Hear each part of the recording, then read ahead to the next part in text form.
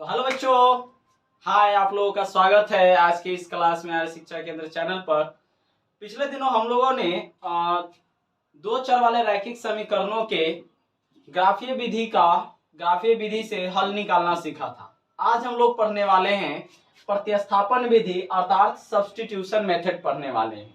क्या अगर हम लोग ग्राफीय विधि से अगर हल को निकालना चाहे तो वो तो सीख चुके हैं। अब हम लोग सीखने वाले हैं कि किस तरह से प्रतिस्थापन विधि द्वारा या सब्स्टिट्यूशन मेथड के द्वारा हम उस क्वेश्चंस को कैसे हल करेंगे, उन्हीं क्वेश्चंस को। चलिए स्टार्ट करते हैं। यहां पर हमारे पास एक क्वेश्चन है बच्चों, ले लेते हैं।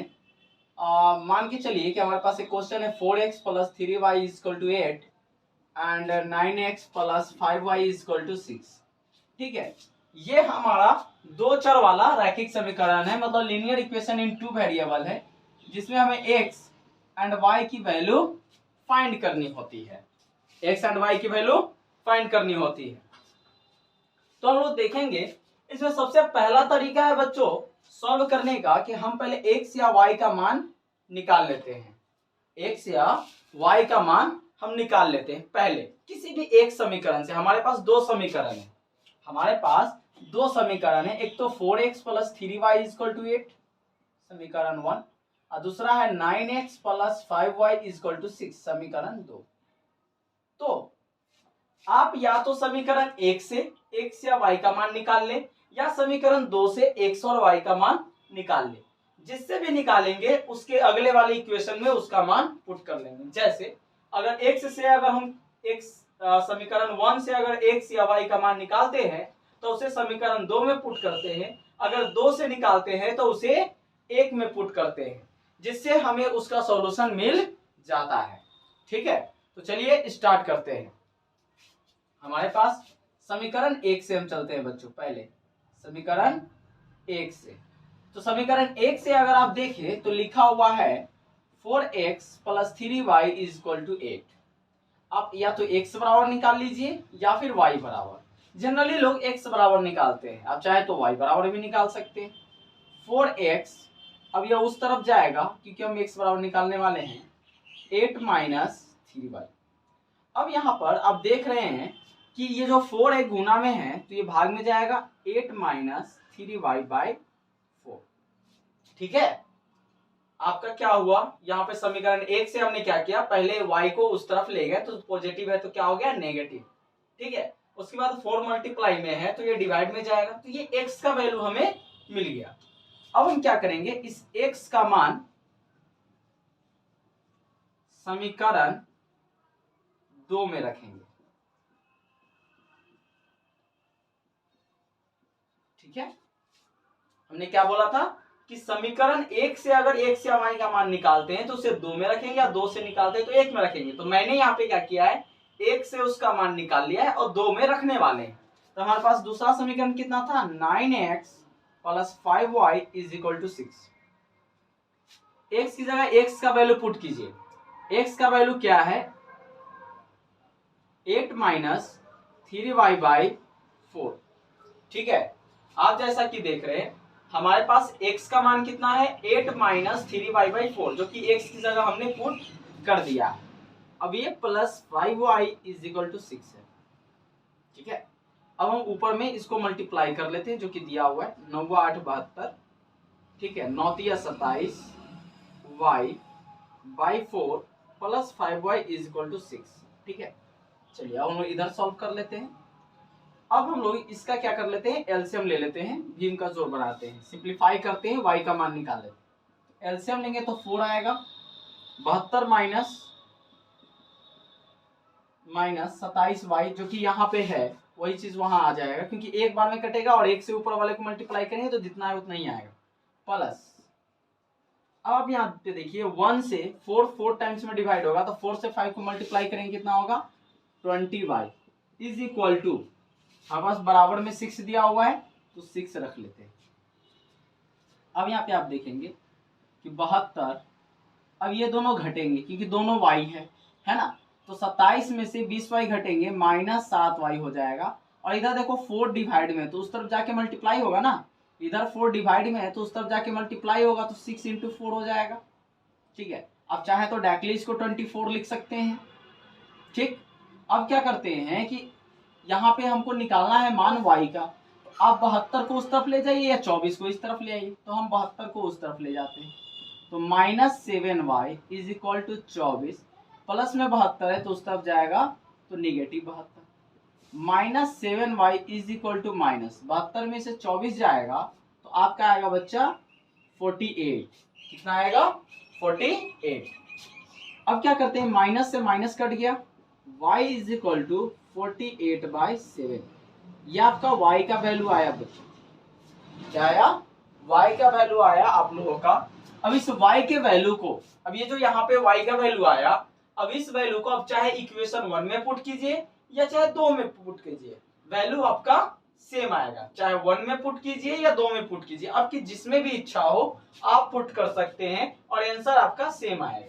तो मैं क्या करता हूं, इस y के वैल्यू को इक्वेशन 1 में रखता हूं। क्या करते हैं, y का मान समीकरण 1 में रखने पर। ठीक है, तो यहाँ पे आप देख सकते हैं लिखा हुआ है 4x plus 3y is equal to 8।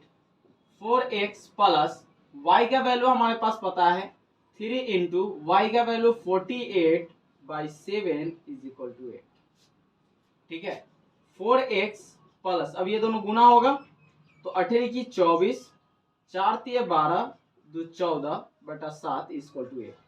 अब ये जो है ये उस तरफ जाएगा बराबर के, क्योंकि ये नंबर को नंबर की साइड ले जाते हैं। 4x is equal to 8 minus 144/7। ठीक है, अब इसको इस तरफ बनाते हैं, इसको भीम का घटाव बनाएंगे। भिन्न का घटाव मतलब फ्रैक्शनल सब्सट्रैक्शन। तो ये 4x इज इक्वल टू कितना आया हमारे पास, 8 माइनस 144/7। चलिए इसका एलसीएम लेते हैं, 7 आएगा और ये 8 7 56 minus 144। 4x is equal to 144 में से 56 जाएंगे तो कितना बचेगा, 14 में से 6 गया 8, 13 में से 5 गया 8/7। अगर आपको ऐसे नहीं आ रहा है तो आप ऐसे घटा लीजिए, 14 में से 6 गया 8, 13 में से 5 गया 8। आपको जैसी इच्छा है आप ऐसा करिए।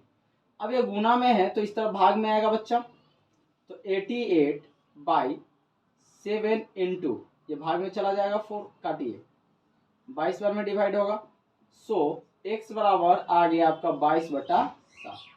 अतः हम कह सकते हैं कि हमारे पास x बराबर आया कितना, 22/7 और y बराबर आपको आया कितना, 48/7, जो कि आपका आंसर है।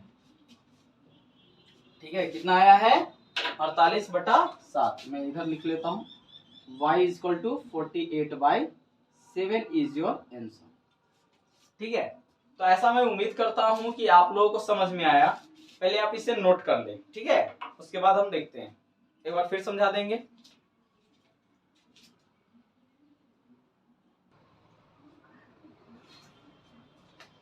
ऐसा उम्मीद करता हूं कि सबको समझ में आया है।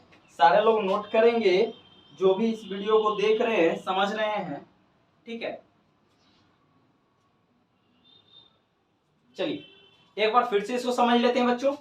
हमारे पास क्या था समीकरण, हम क्या सीख रहे हैं, प्रतिस्थापन विधि अर्थात सब्स्टिट्यूशन मेथड के थ्रू दो चर वाले रैखिक समीकरण को, मतलब linear equation in two variable को सॉल्व करना सीख रहे हैं।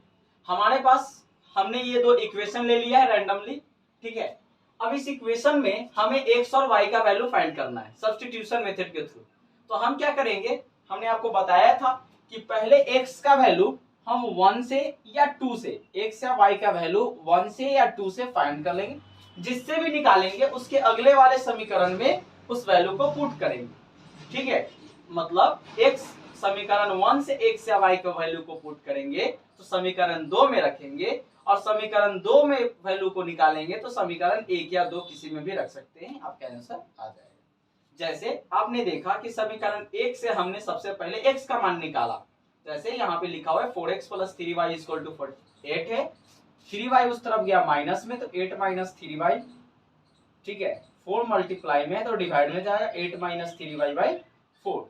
तो x का मान समीकरण 2 में रखने पर, क्योंकि हमने बोला था कि समीकरण 1 से जो मान निकालेंगे उसे समीकरण 2 में रखने हैं, तो रख लिए 9x + 5y = 6। x की जगह हमारे पास कितना है 8 - 3y/4, तो 8 - 3y/4 रख लिए। अब इसको इससे मल्टीप्लाई करते हैं, तो 8 × 9 72, 9 27y।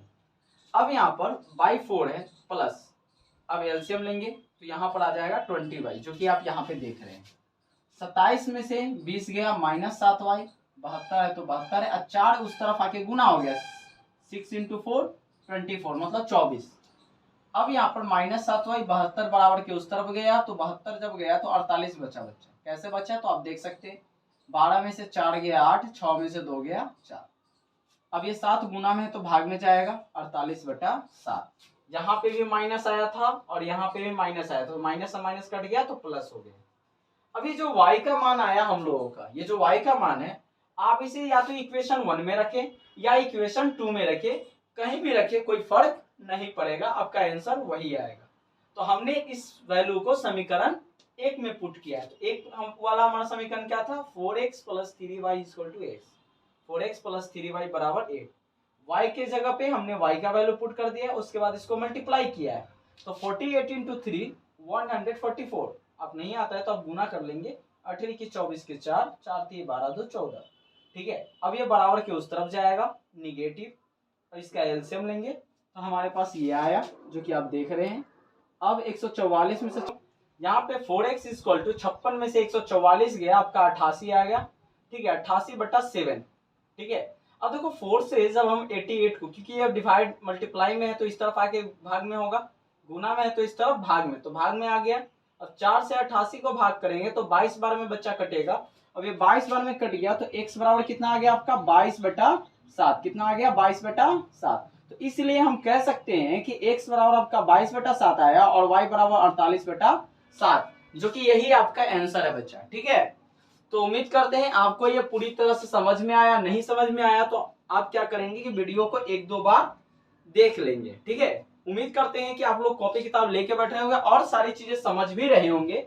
हमें नहीं लगता कि ऐसा कि आपको नहीं समझ में आया होगा, लेकिन फिर भी आप वीडियो को 1-2 बार देखेंगे और अच्छे से समझ में आ जाएगा।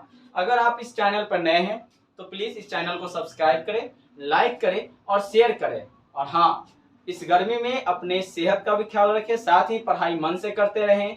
धन्यवाद, आपका दिन शुभ हो।